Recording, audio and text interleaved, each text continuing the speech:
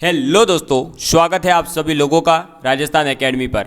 मैं प्रवीण सिंह आप सभी लोगों के साथ में। जैसा कि आप सभी लोग जानते हैं, लगातार लैब असिस्टेंट और उसके लिए जो है फिजिक्स, केमिस्ट्री और राजस्थान जीके की क्लासेस लेकर के आ रहा हूँ। ठीक है, अब अगर हम देखेंगे दोस्तों तो आप लोगों के लिए बता दूं, पहले ही जो नए स्टूडेंट जुड़ते हैं, कि फिजिक्स की क्लासेस हमारी जो प्लेलिस्ट है उसमें जाकर देखेंगे तो आप 50% सिलेबस ऑलरेडी कंप्लीट है। केमिस्ट्री के अंतर्गत आप देखेंगे तो हमारे जो है 3 टॉपिक मेन ऑलरेडी कंप्लीट हो चुके हैं, और राजस्थान जीके में भी आपके जो है कई सारे टॉपिक्स कंप्लीट हो चुके हैं, और कई टॉपिक्स जो है अब क्लासेस रेगुलर रह करके कंप्लीट कर दिए जाएंगे। चूँकि आप सभी लोगों को पता है आपकी वैकेंसी भी आ चुकी है, तो वैकेंसी आ चुकी है तो अब आपको इंतज़ार नहीं करना है कि सर जो है अब कैसे तैयारी करें, क्या करें, उसमें टाइम वेस्ट मत करिए। इसके लिए मैं पहले ही 50 बार आपको बता चुका हूँ कि लगातार आपको पढ़ाई करनी पड़ेगी। सिलेक्शन का एक ही तरीका है, मेहनत करिए, सिलेक्शन ऑटोमेटिकली हो जाएगा। ठीक है, अब देखिए दोस्तों, हम बात कर चुके थे लास्ट वीडियो के अंदर, तो हमारा जो एस ब्लॉक है उसके दूसरे वर्ग के जो तत्व है, बेटा मांगे कार स्कूटर बापू राजी, यानी कि बेरिलियम, मैग्नीशियम, कैल्शियम, स्ट्रोंशियम और बेरियम और रेडियम, इन सभी तत्वों की जो है हम बात कर चुके थे। इनकी विभिन्न तत्वों के साथ में जो अभिक्रियाएं होती है उनके बारे में भी बात कर चुके हैं। इनके जो कार्बोनेट्स होते हैं वो कैसे बनेंगे उसके बारे में भी बात कर चुका था। अब हम बात करने वाले हैं आज इनके सल्फेट के बारे में, और आज इस वीडियो के माध्यम से हम एस ब्लॉक को भी कंप्लीट कर देंगे। तो आप टॉपिक लिखेंगे सल्फेट।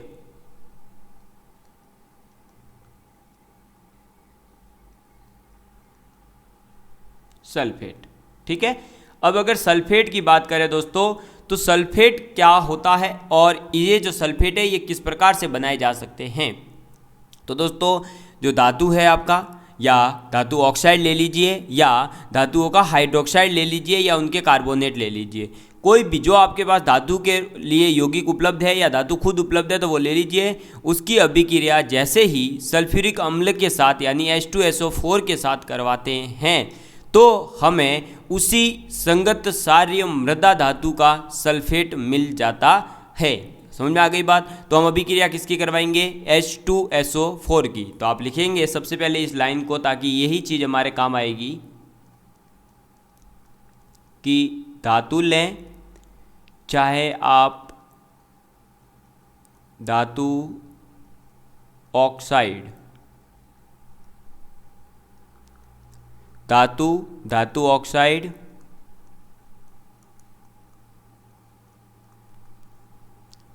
हाइड्रोक्साइड तथा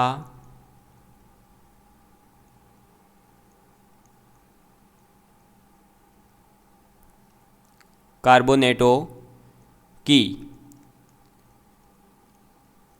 सल्फ्यूरिक अम्ल से क्रिया करने पर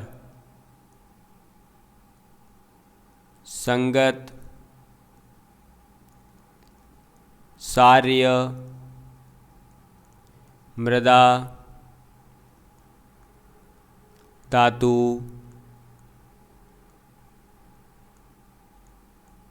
सल्फेट बनाए जाते हैं।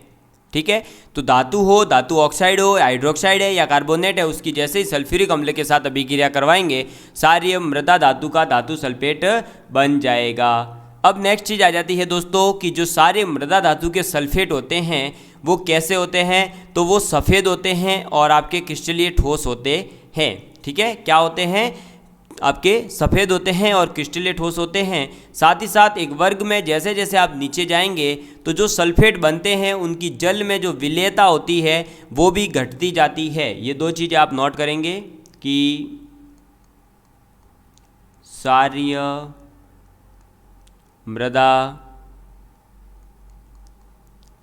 धातु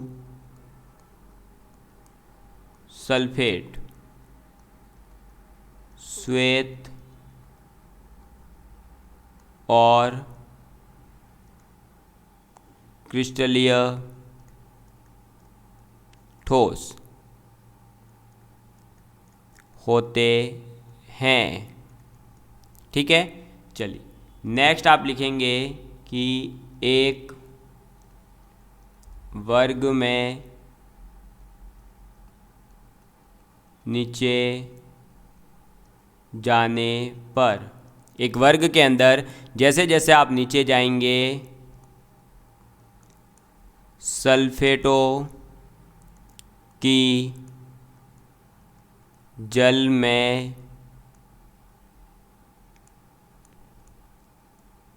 विलेयता जल योजन ऊर्जा का मान कम होने के कारण घटती जाती है। ठीक है, तो ये चीज़ आप याद रखेंगे कि एक वर्ग के अंदर जैसे जैसे आप नीचे जाएंगे तो जो सल्फेट होते हैं सारे मृदा धातु के, उन सल्फेटों की जल में जो विलेयता है, सॉल्युबिलिटी है, वो क्या होती है, जल योजन ऊर्जा का मान कम होने के कारण, हाइड्रेशन एनर्जी कम होने के कारण वो भी, इनकी सॉल्युबिलिटी भी जो है क्या होती जाएगी, नीचे जाने पर घटती जाएगी। समझ में आ गई बात? तो हम ये कह सकते हैं कि अगर नीचे जाने पर इनकी सॉल्युबिलिटी घट रही है, इसका मतलब क्या हुआ दोस्तों, हमारा जो बेरिलियम सल्फेट तथा मैग्नीशियम सल्फेट जल में अत्यधिक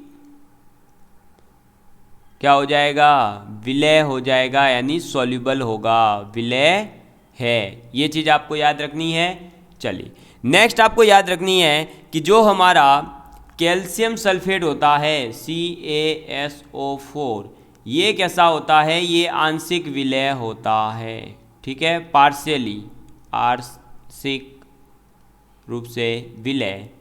और हमारा आ जाता है स्ट्रोंशियम सल्फेट तथा बेरियम सल्फेट, ये कैसा होता है, तो स्ट्रोंशियम सल्फेट और बेरियम सल्फेट जो है ये पूर्णतः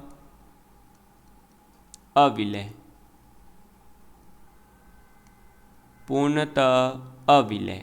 समझ में आ गई बात? कैसे होते हैं, पूर्ण रूप से अविलय होते हैं, पूर्णतः अविलय होते हैं। यानी कि अगर हम इसका ऑर्डर लिखना चाहें तो हम इसका ऑर्डर कैसे लिखेंगे, सबसे ज़्यादा सॉल्युबल कौन है, बेरिलियम सल्फेट, फिर मैग्नीशियम सल्फेट, फिर कैल्शियम सल्फेट, ये ऑर्डर डायरेक्ट पूछा जाएगा आपसे, फिर स्ट्रोंशियम सल्फेट और लास्ट में आ जाएगा बेरियम सल्फेट। ठीक है, ये मैं यहाँ लिख देता हूँ, विलेयता, विलेयता का कर्म। समझ में आ गई बात? ये इनकी विलेयता का कर्म है। ठीक है, चलिए अगर आगे अब हम बात करें तो जो भी सारे मृदा धातु है उनके जो सल्फेट बनेंगे, चाहे वो बेरिलियम सल्फेट हो, आपका मैग्नीशियम सल्फेट हो, कैल्शियम सल्फेट हो, स्ट्रोंशियम सल्फेट हो या बेरियम सल्फेट हो, इन सल्फेट को जैसे ही हम गर्म करते हैं तो ये सल्फेट गर्म होकर के दो भागों में टूट जाता है और वो दो भाग बन जाते हैं। एक आपका बन जाता है ऑक्साइड और एक आपका बन जाता है दोस्तों क्या, SO3। समझ में आ गई बात? तो जैसे ही हमने कोई भी धातु का सल्फेट लिया यानी MSO4 लिया और इसको जैसे ही गर्म किया, इसका मतलब होता है गर्म। ठीक है, तो इसको जैसे ही गर्म किया ये बन जाएगा हमारे ऑक्साइड प्लस SO3 यानी कि सल्फर ट्राईऑक्साइड। समझ में आ गई बात? क्लियर है? तो इस चीज़ को आपको याद रखना है। चलिए नेक्स्ट आपके क्या याद रखना है, तो नेक्स्ट आ जाता है कि धातु का धन विद्युतीय गुण यानी पॉजिटिविटी, इसकी धन विद्युतीय गुण, धातु का धन विद्युतीय गुण, या हम कह सकते हैं कि जो इनके हाइड्रोक्साइड है, क्या, हाइड्रोक्साइड। उन हाइड्रोक्साइड का सार्य गुण यानी उनका बेसिक नेचर, सार्य गुण बढ़ने पर क्या हो जाएगा दोस्तों,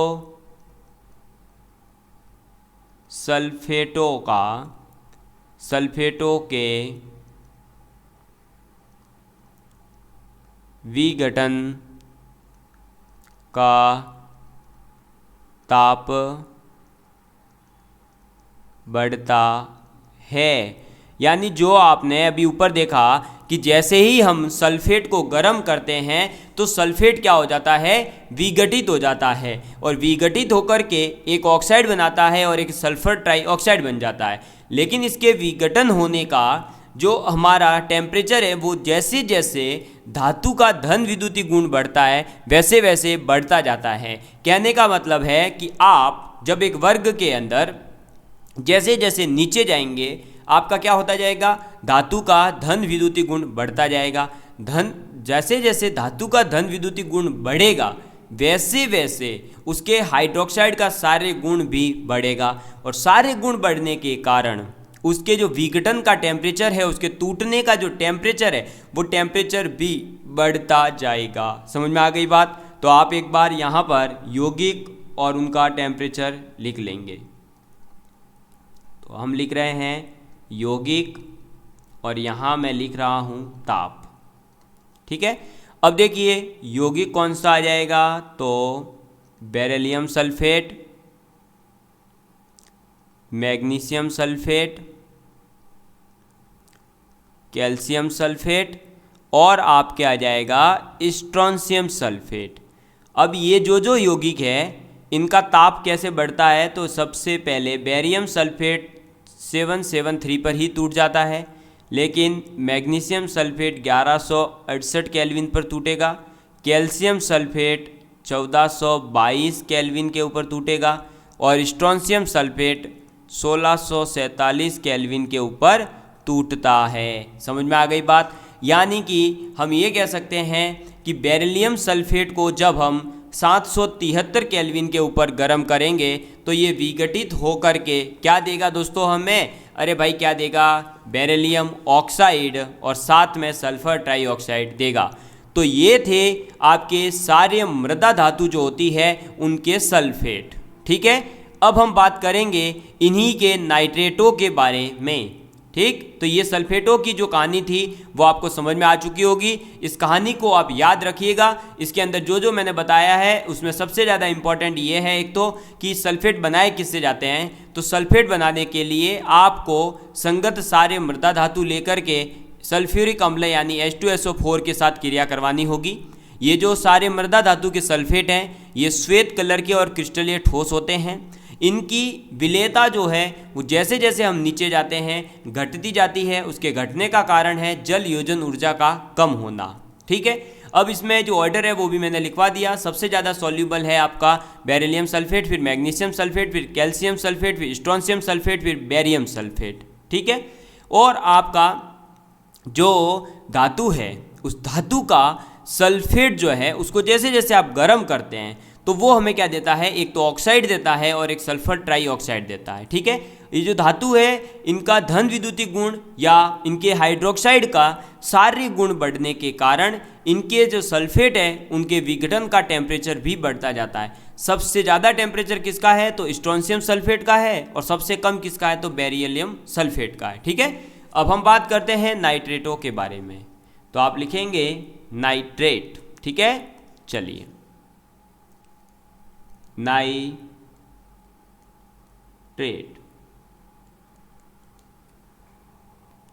तो दोस्तों जो नाइट्रेट है वो नाइट्रेट कैसे बनेगा, जैसे हमने सल्फेट के अंदर देखा था कि H2SO4 के साथ में इसके धातु की खुद की या धातु के ऑक्साइड की या धातु के हाइड्रोक्साइड की या कार्बोनेट की अभिक्रिया करवाते हैं, वैसे ही जब हमें नाइट्रेट बनाना है तो हम सारे मृदा धातु का जो ऑक्साइड है, हाइड्रोक्साइड है या उसका कार्बोनेट ले लेंगे।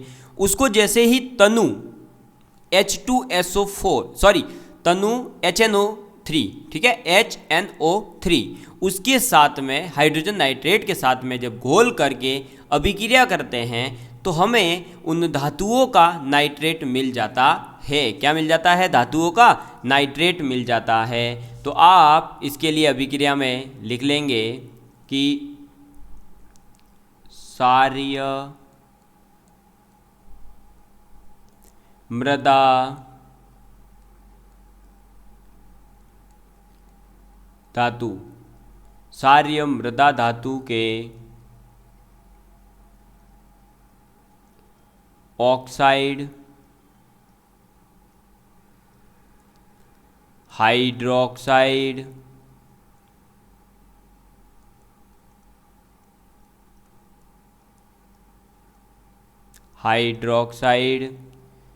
तथा क्या लेंगे हम? ऑक्साइड, हाइड्रोक्साइड तथा कार्बोनेट, ठीक है। तो कार्बोनेटों को जैसे ही तनु यानी कि डेल्यूट, ठीक है, तनु HNO3 में घोलकर इनके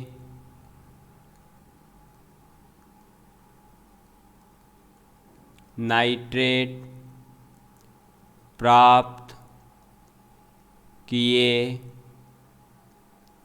जा सकते हैं, ठीक है। तो अगर हमें सारे मृदा धातुओं का नाइट्रेट प्राप्त करना है तो आप क्या करेंगे? तनु HNO3 का यूज करेंगे। समझ में आ गई बात? ये सबसे पहले आपको याद रखनी है बात। अब देखिए दोस्तों कि जो भी हमारे नाइट्रेट है उन नाइट्रेट को जब हम गर्म करते हैं तो वो भी विघटित हो करके धातु ऑक्साइड देते हैं। तो आप लिखेंगे जैसा सल्फेट में था वैसे ही कि सभी नाइट्रेट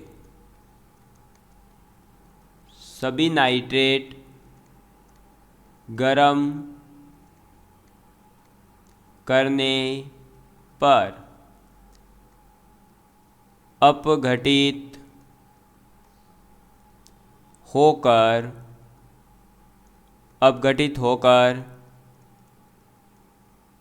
धातु ऑक्साइड देते हैं, ठीक है। क्या देंगे? धातु ऑक्साइड देते हैं। जैसे ही देखिए हमारा ये लिया हमने मेटल का नाइट्रेट MnO3 होल ट्वाइस, ठीक है। इसको हम क्या करेंगे? गरम करेंगे, हीट करेंगे। जैसे हीट किया तो ये देगा हमें 2MO plus 4NO2 plus O2 यानी ऑक्सीजन, ठीक है। यहाँ M हमारे क्या क्या हो सकता है? तो M हो सकता है बेरिलियम, मैग्नीशियम, कैल्शियम, स्ट्रोंशियम और बेरियम। समझ में आ गई बात? तो सभी नाइट्रेट को जैसे ही आप गर्म करेंगे, गर्म करने के पर ये अपघटित होगा, अपघटित होकर के ये धातु ऑक्साइड देगा। समझ में आ गई बात? ये चीज़ आपको याद रखनी है। और नेक्स्ट चीज़ इसके लिए आप याद रखेंगे कि दोस्तों जो मैग्नीशियम नाइट्रेट है वो क्रिस्टल के फॉर्म में होता है। यानी मैग्नीशियम नाइट्रेट अगर आपसे पूछा जाए तो कौन सा होगा? तो आप लिखेंगे मैग्नीशियम नाइट्रेट, ठीक है।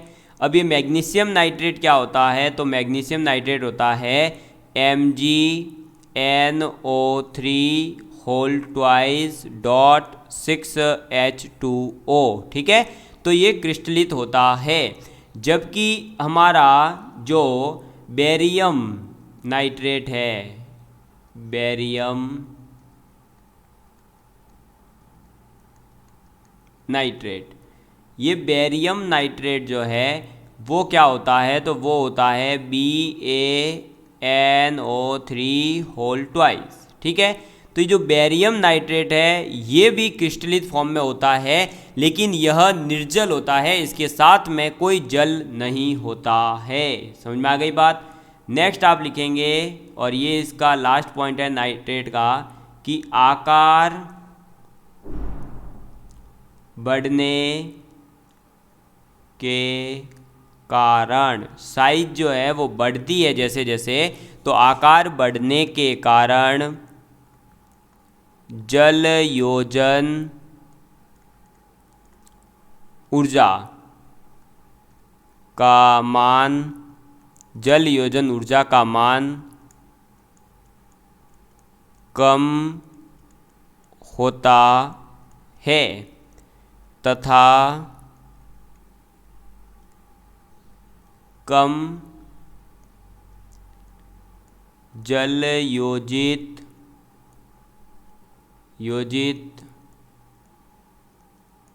लवण बनाने की प्रवृत्ति बढ़ती है। ठीक है, तो आकार जैसे जैसे बढ़ेगा आपके जो भी धातु है उसका, और आपको पता है कि धातु का आकार कब बढ़ेगा, जैसे जैसे वो नीचे जाएगा। अब अगर आकार बढ़ रहा है तो आकार बढ़ने के कारण जल योजन जो ऊर्जा है उसका मान भी क्या होगा, कम होगा।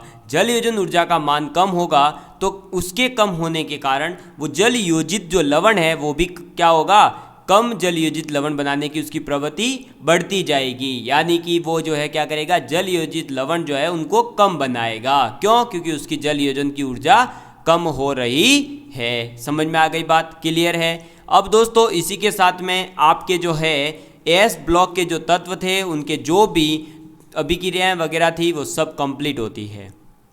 अब हमें बात करनी है इनके प्रमुख यौगिकों की। किनकी बात करनी है? इनके जो प्रमुख यौगिक हैं उनके बारे में। जैसे आपका कैल्शियम ऑक्साइड है, कैल्शियम कार्बोनेट है, उनके बारे में। ठीक है, तो अब हम बात करने जा रहे हैं प्रमुख यौगिकों की। तो आप टॉपिक डालेंगे कि मुख्य यौगिक, मुख्य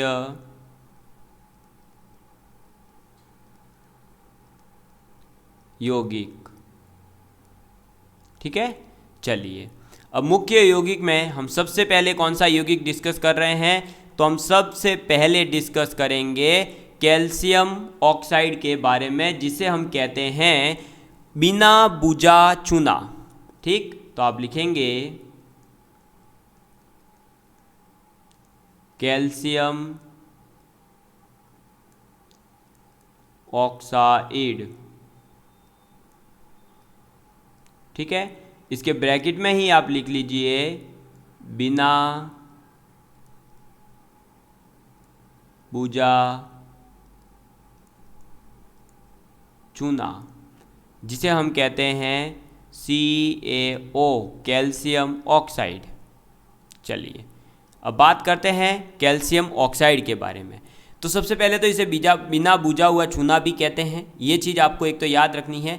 साथ ही साथ ये जो है दोस्तों, इसका अगर आपको औद्योगिक लेवल के ऊपर हमें बनाना है इसे, तो हम क्या करते हैं, इसे औद्योगिक लेवल पर बनाने के लिए यानी कमर्शियल लेवल पर अगर हमें इसे डेवलप करना है, इसे प्रोड्यूस करना है, तो हम क्या करते हैं, कैल्शियम कार्बोनेट लेते हैं। ठीक है, और फिर उसे एक जो घूर्णन करने वाली भट्टी आती है, जिसमें वो भट्टी के अंदर के जो है एक भाग लगा रहता है, पंखे टाइप का, वो घूमता रहता है, जिसे हम कहते हैं घूर्णित भट्टी।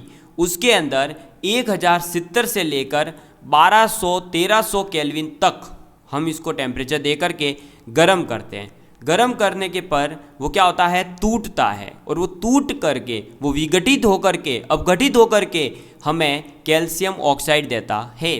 तो आपको ये चीज़ आपको याद रखनी है कि अगर हमें कैल्शियम ऑक्साइड बनाना है तो हम क्या करेंगे कि एक हमारा कैल्शियम कार्बोनेट जो है उसे लेंगे, और इस कैल्शियम कार्बोनेट को 1070 से लेकर लगभग 1280 केल्विन तक गर्म करेंगे।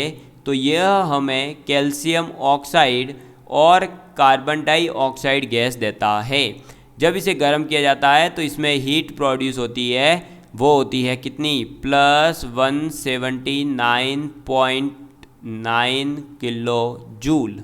ठीक है, और ये जो है इसे गर्म किस में करते हैं, तो इसे हम गर्म करते हैं घूर्णित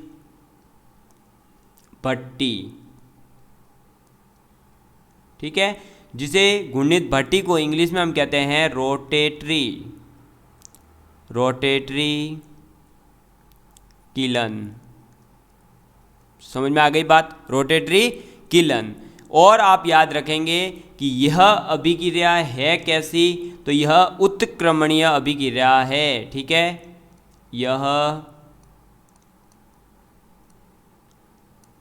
अभिक्रिया उत्क्रमणीय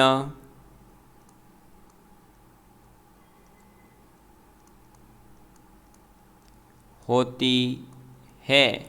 समझ में आ गई बात। ठीक, चलिए अब दोस्तों यह उत्क्रमणीय अभिक्रिया है, इसके कारण जो यहाँ पर CO2 यानी कार्बन डाइऑक्साइड जो हमारे डेवलप हो रही है, उसको अभिक्रिया से शीघ्र अतिशीघ्र जितना आप जल्दी हो सके उतना जल्दी हटाते रहते हैं, और उसको जैसे जैसे हटाते रहते हैं वैसे वैसे यह अभिक्रिया आगे फॉरवर्ड डायरेक्शन में चलती रहती है। तो आप लिखेंगे उत्क्रमणीय होती है, इस कारण CO2 को अभिक्रिया से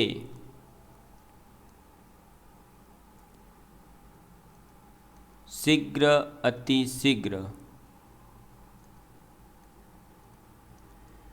अतिशीघ्र हटाते रहते हैं, जिससे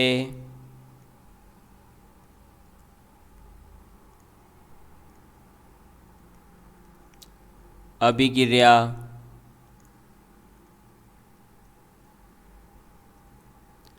अग्र दिशा में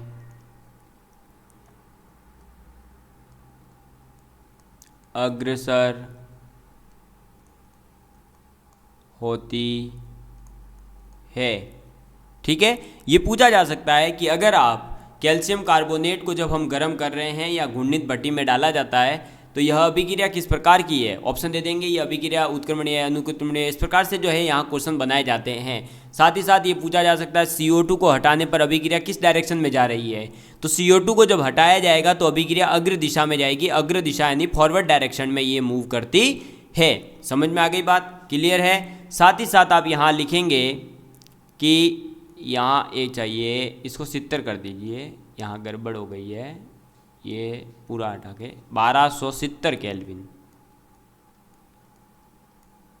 ठीक है, तो 1070 से लेकर 1270 केल्विन। और आप यहाँ इस पॉइंट को नोट करेंगे कि अभिक्रिया का ताप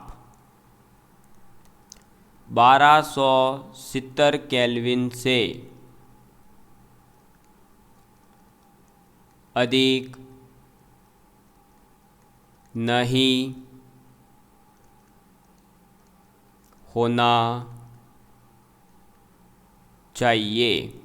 ठीक है, नहीं तो लाइम स्टोन से, यानी CaCO3 लाइम स्टोन यानी, ठीक है, चूने का पत्थर। ठीक है, तो लाइम स्टोन से,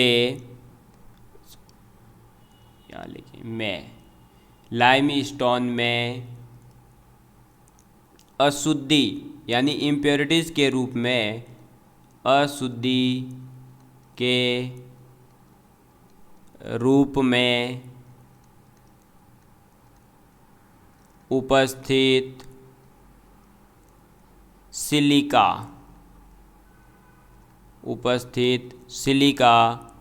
कैल्शियम ऑक्साइड से क्रिया करके क्रिया करके कैल्शियम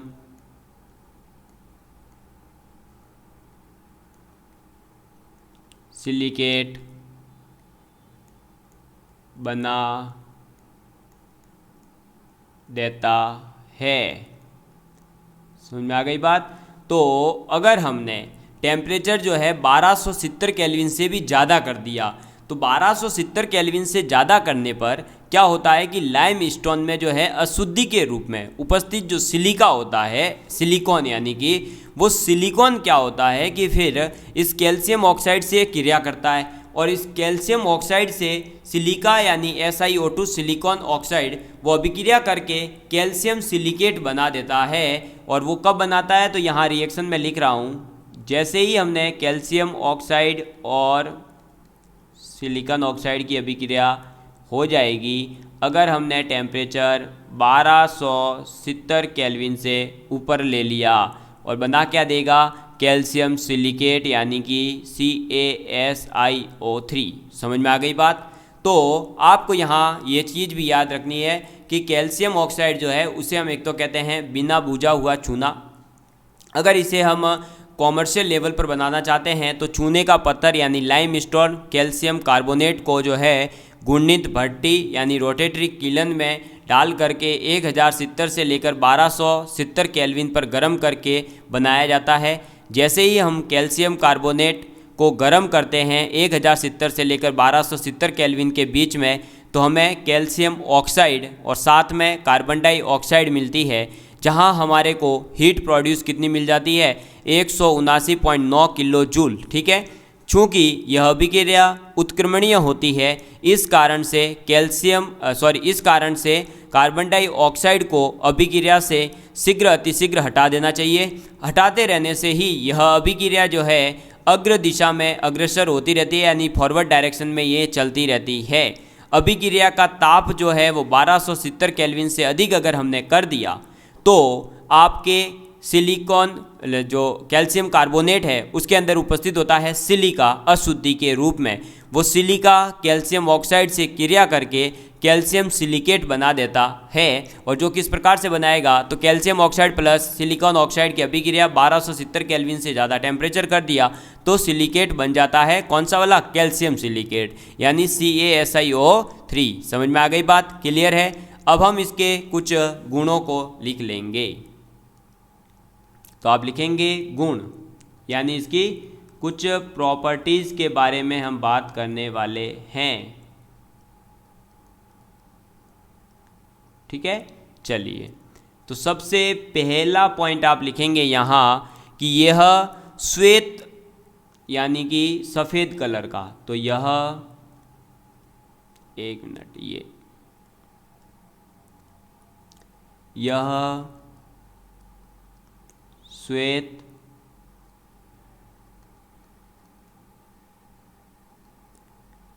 अक्रिस्टलीय ठोस है।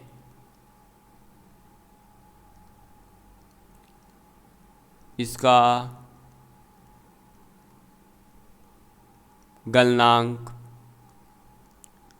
2870 केल्विन है। ठीक है, ये चीज़ याद रखेंगे। दूसरा पॉइंट आप याद रखेंगे कि ऑक्सी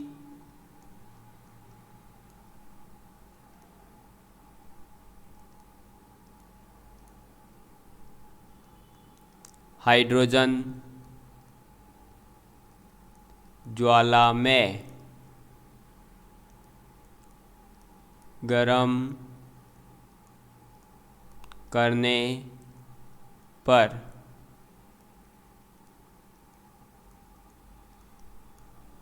चमकीला सफ़ेद प्रकाश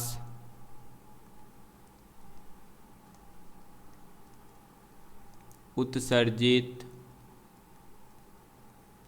करता है, जिसे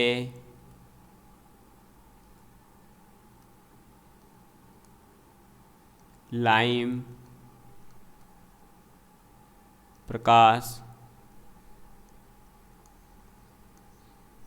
कहते हैं। समझ में आ गई बात। तो जो हमारा ऑक्सी हाइड्रोजन ज्वाला में गर्म करते हैं अगर हम किसे, कैल्शियम ऑक्साइड को, तो यह चमकीले कलर का सफ़ेद प्रकाश हमें देता है और जिसे हम क्या कहते हैं, लाइम प्रकाश कहते हैं। साथ ही साथ अगर हमने इसे वायुमंडल में यानी एटमॉस्फेयर के अंदर खुला छोड़ देते हैं तो वायुमंडल में जो उपस्थित आपकी नमी यानी कि जो आपकी H2O है, नमी किस रूप में होती है आप सभी लोग जानते ही हैं, नमी यानी कि जल ही होता है एक तरह से। तो H2O और जो कार्बन डाइऑक्साइड है उसको ये अवशोषित करके क्या बना देता है, एक बार तो बना देता है, जब हमारा नमी के साथ अभिक्रिया करता है तो ये बनाता है कैल्शियम हाइड्रोक्साइड, और जब ये कार्बन डाइऑक्साइड के साथ अभिक्रिया करता है तो ये बनाता है कैल्शियम कार्बोनेट। ठीक है, तो कैल्शियम ऑक्साइड इसकी अभिक्रिया जैसे ही H2O के साथ होती है तो ये क्या बना देता है, कैल्शियम हाइड्रोक्साइड बना देता है। और इस कैल्शियम हाइड्रोक्साइड को हम कहते हैं बुझा हुआ चूना। समझ में आ गई बात। बिना बुझा हुआ चूना होता है कैल्शियम ऑक्साइड, लेकिन जैसे ही हम इसकी अभिक्रिया वायुमंडल में उपस्थित नमी के साथ इसकी हो जाती है या जल के साथ होती है तो ये कैल्शियम हाइड्रोक्साइड बना देता है। और जब आपको पता है कि बिना बुझा हुआ है और उसमें जैसे पानी से अभिक्रिया हो रही है तो बुझ जाएगा, तो बुझा हुआ चूना बन जाता है। और अगर कैल्शियम ऑक्साइड की अभिक्रिया कार्बन डाइऑक्साइड यानी CO2 के साथ होती है तो यह हमें बनाकर क्या देता है, कैल्शियम कार्बोनेट। ठीक है, यानी CaCO3। समझ में आ गई बात। इस चीज़ को आप याद रखेंगे। ठीक है, चलिए बढ़ते हैं हम अब आगे की ओर। तो नेक्स्ट इसकी जो आपके प्रॉपर्टी आ जाती है वो आ जाती है दोस्तों कि आपका जो ये कैल्शियम ऑक्साइड है ये क्या है, क्षारीय ऑक्साइड होता है। अब ये क्षारीय ऑक्साइड जो है अम्ल और अम्लीय ऑक्साइडों के साथ में क्रिया करके लवण बनाता है। तो ये कुछ अभिक्रियाएं हैं जो आपको याद रखनी है। आगे लिखवा देता हूँ मैं, 3rd नंबर पर आप लिखेंगे, सॉरी 4th नंबर का पॉइंट है कि जैसे ही हम कैल्शियम ऑक्साइड की अभिक्रिया 2HCl के साथ करवाते हैं तो कैल्शियम क्लोराइड प्लस H2O बन जाता है। ठीक है, ऐसे ही जब कैल्शियम ऑक्साइड की अभिक्रिया सिलिकॉन ऑक्साइड यानी कि अम्लीय ऑक्साइड के साथ होती है तो ये कैल्शियम सिलिकेट बन जाता है। जब कैल्शियम ऑक्साइड की अभिक्रिया हमारे P4O10 के साथ होती है तो ये बन जाता है कैल्शियम फॉस्फेट यानी 2CaC calcium 3PO4 whole twice. समझ में आ गई बात। और अगर कैल्शियम ऑक्साइड की अभिक्रिया सल्फर डाइऑक्साइड के साथ होती है तो यह बन जाता है कैल्शियम सल्फर ट्राइऑक्साइड। समझ में आ गई बात। ये चीज़ आपको याद रखनी है। नेक्स्ट 5th पॉइंट आ जाता है कि जब आप कैल्शियम ऑक्साइड यानी बिना बुझा हुआ चूना कास्टिक सोडा के साथ में बुझाया जाता है, यानी कि किसके साथ में, अरे कास्टिक सोडा क्या होता है मैं पीछे बता चुका था। ठीक है, तो कास्टिक सोडा के साथ जब बुझाया जाता है तो यह हमें दे देता है सोडा लाइम। ठीक, तो ये चीज़ आप नोट कर लेंगे कि बिना बुझा चूना जब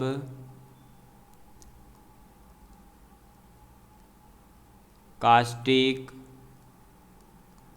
सोडा के साथ बुझाया जाता है तो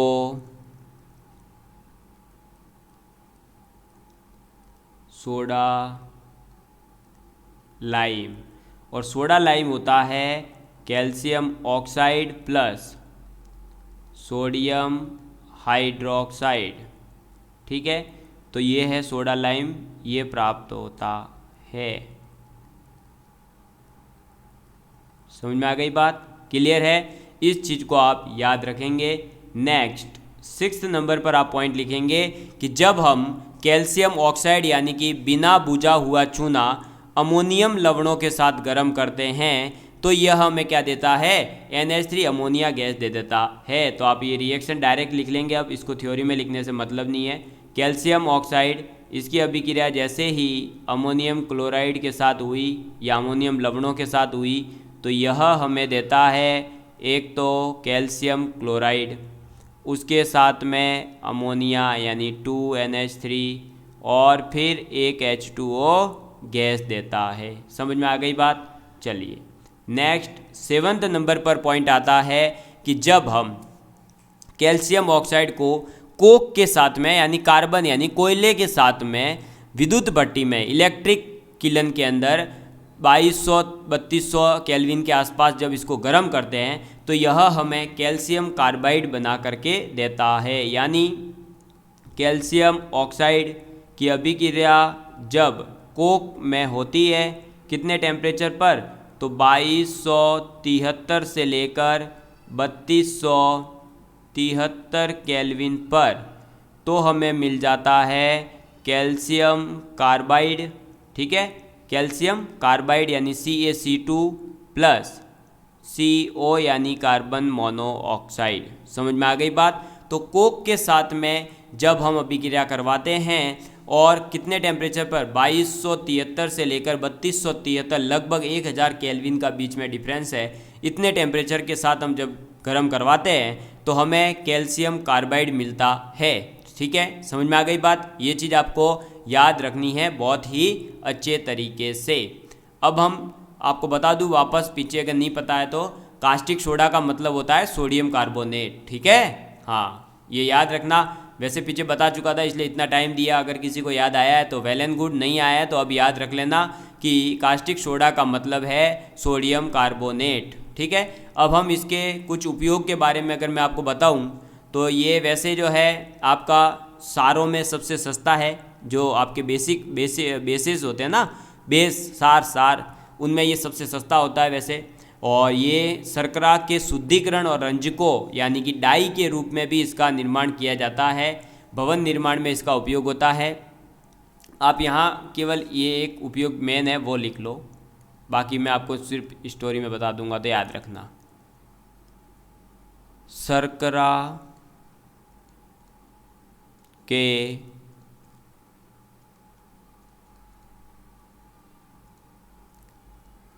शुद्धिकरण में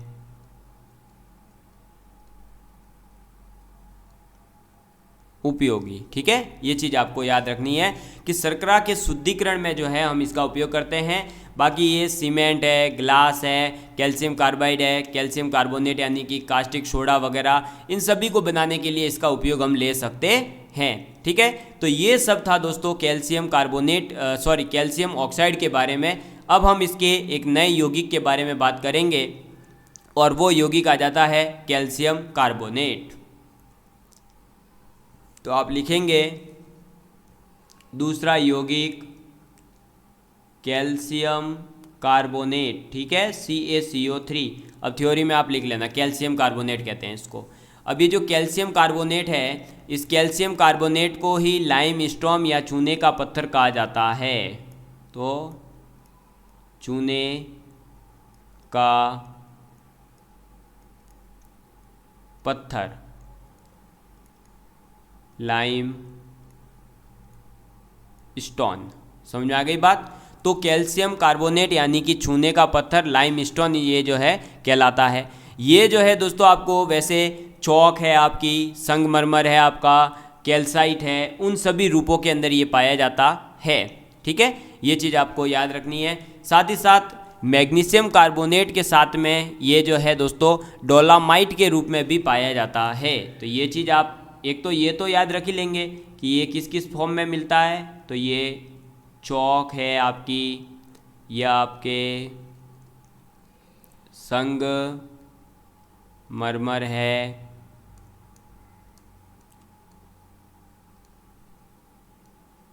कैल्साइट आदि के रूप में। ठीक है, साथ ही आप इसको एक बात और याद रखेंगे कि यह मैग्नीशियम कार्बोनेट के साथ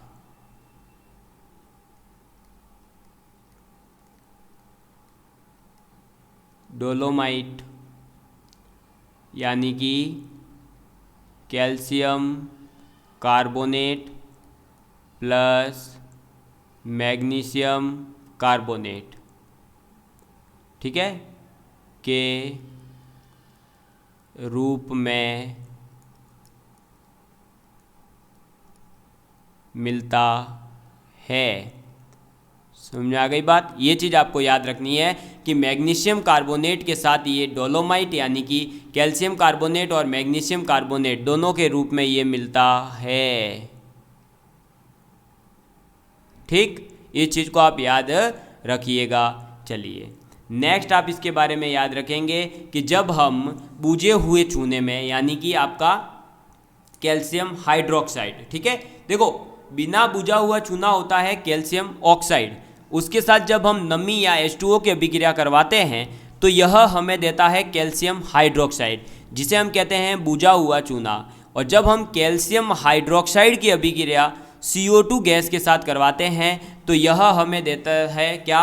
कैल्शियम कार्बोनेट। ये चीज़ मैं पहले भी बता चुका हूँ वैसे, तो आप वापस लिख लेंगे कैल्शियम हाइड्रोक्साइड जैसे ही CO2 के साथ अभिक्रिया करती है तो ये बन जाता है कैल्शियम कार्बोनेट और साथ में इसके H2O। ठीक है, चलिए अब दोस्तों अगर हमने क्या कर दिया, CO2 की अधिकता कर दी, क्या कर दिया, CO2 की एक्सिस यानी कि अधिकता होने पर, अधिकता में अगर ये अधिक है तो हमारे क्या बन जाएगा, कैल्शियम हाइड्रोजन कार्बोनेट बन जाएगा, जैसे सोडियम हाइड्रोजन कार्बोनेट होता है। ये चीज़ आपको याद रखनी है। ठीक है, समझ में आ गई बात? साथ ही साथ नेक्स्ट रिएक्शन आ जाती है, ये पॉइंट आप नोट करना कि भाई कैल्शियम हाइड्रोक्साइड के साथ CO2 नॉर्मल मात्रा में है या एक्सिस में है। अगर एक्सिस में है तो आपके कैल्शियम हाइड्रोजन कार्बोनेट बनेगा। ऐसे ही कैल्शियम क्लोराइड की अभिक्रिया जब सोडियम कार्बोनेट के साथ होती है तो ये बन जाएगा क्या, calcium carbonate plus sodium chloride. समझ में आ गई बात? क्लियर है आप सभी लोगों के? चलिए तो ये चीज़ें आपको कैल्शियम कार्बोनेट के बारे में याद रखनी है कि इसे चूने का पत्थर यानी लाइमस्टोन भी कहते हैं। यह प्रकृति में चौक है, पाउडर, चौक का पाउडर है, फिर संगमरमर है, कैल्साइट है, उन रूपों में पाया जाता है। मैग्नीशियम कार्बोनेट के साथ में ये डोलोमाइट के फॉर्म में यानी magnesium carbonate plus calcium carbonate को डोलोमाइट कहते हैं। कैल्शियम हाइड्रोक्साइड की जब CO2 के साथ अभिक्रिया करते हैं तो कैल्शियम कार्बोनेट हमें मिलता है, लेकिन अगर यहाँ CO2 की अधिकता हो तो हमें कैल्शियम हाइड्रोजन कार्बोनेट मिलेगा। कैल्शियम क्लोराइड और सोडियम कार्बोनेट की अभिक्रिया करवाने पर कैल्शियम कार्बोनेट और सोडियम क्लोराइड मिलता है। अब इसके गुणों के बारे में आप लिखेंगे कि इसके गुण क्या क्या है। तो गुण, अब गुण में वैसे ही आपको पता चल चुका होगा भाई, संगमरमर है, चौक है, कैल्साइट है, ये सब वाइट फॉर्म में होते हैं। तो बिल्कुल कैल्शियम कार्बोनेट जो है वो सफ़ेद कलर का पाउडर होता है और ये जल में लगभग अविलय होता है, जल में घुलता नहीं है। आप चौक वगैरह को डाल के देख लेना, आपको पता चल जाएगा ये अविलय ही होता है। लेकिन कैल्शियम कार्बोनेट जो है, जो मैं पीछे बता चुका हूँ कि कैल्शियम कार्बोनेट को जब आप हीट करते हैं 1070 से लेकर 1270 केल्विन पर तो कैल्शियम ऑक्साइड और कार्बन डाइऑक्साइड में ये विघटित हो जाता है। बस आपको यहाँ एक चीज़ और याद रखनी है, इसका एक ही गुण याद रखना है। 3 थे भाई, 2 बता दिए पहले कि एक तो सफ़ेद कलर का है, ठीक है वो तो, दूसरा है 1070 और 1270 केल्विन पर गर्म करने पर कैल्शियम ऑक्साइड में टूट जाता है, और तीसरा गुण है इसका, वो आपके लिए मेन है कि कैल्शियम कार्बोनेट की अभिक्रिया 2HCl के साथ करवाने पर कैल्शियम क्या बन जाता है, calcium chloride plus carbon dioxide plus H2O। ठीक है, दूसरी अभिक्रिया आप लिखेंगे कैल्शियम कार्बोनेट की अभिक्रिया जब H2SO4 के साथ होती है तो ये बन जाता है calcium sulphate plus CO2 plus H2O। समझ में आ गई बात। यानी जब इसकी अभिक्रिया डाइल्यूट एसिड्स के साथ में होती है तो यह हमें CO2 रिलीज करता है। CO2 क्या करता है, मुक्त करता है। ये चीज़ आपको याद रखनी है। समझ में आ गई बात, क्लियर है आप सभी लोगों के लिए। चलिए अब इसके कुछ उपयोग है, जैसे कि यह लोहे जैसी धातु का निष्कर्षण अगर हमें करना है, गालक के रूप में, फ्लक्स के रूप में इसका उपयोग किया जाता है। यह जो है आपके कागज़ का अगर गुणवत्तापूर्ण बनाना है, अच्छी क्वालिटी के कागज़ वगैरह जो होते हैं उसमें कैल्शियम कार्बोनेट ही उपयोग में लाया जाता है। आपके एंटासिड है, टूथपेस्ट है, च्युइंगम है, सौंदर्य प्रसाधन है, उन सभी में भी ये एज ए सप्लीमेंट्री यूज में लिया जाता है, सप्लीमेंट्री कंपाउंड मतलब। और भवन निर्माण में भी इसका उपयोग किया जाता है। इसी के साथ में दोस्तों आज हमारा S ब्लॉक कंप्लीट होता है। ठीक है, अब हम मिलेंगे नए एक चैप्टर के साथ में। अब इसके अंदर कुछ चीज़ें ऐसी है जो छोटी छोटी चीज़ें हैं जिनको हम क्वेश्चन के माध्यम से कंप्लीट करने का प्रयास करेंगे। समझ में आ गई बात, क्लियर है आप सभी लोगों के लिए। तो धन्यवाद दोस्तों, आप सभी लोग अपना प्यार इसी तरह बनाए रखिएगा और ज़्यादा से ज़्यादा लोगों तक शेयर करिए। अब आपकी वैकेंसी भी आ चुकी है और मैं भी अब रेगुलर होने का प्रयास पूरा कर रहा हूँ। वैसे हमने पहले रेगुलर क्लास ही ली है, ये तो अभी क्या है थोड़ा सा आप लोग जानते ही हैं, हमारे यहाँ एग्जाम वगैरह चल रहे थे, लेकिन अब पूरा हो गया, अब हम भी रेगुलर रहेंगे। ठीक है, चलिए दोस्तों, बाय बाय, थैंक यू।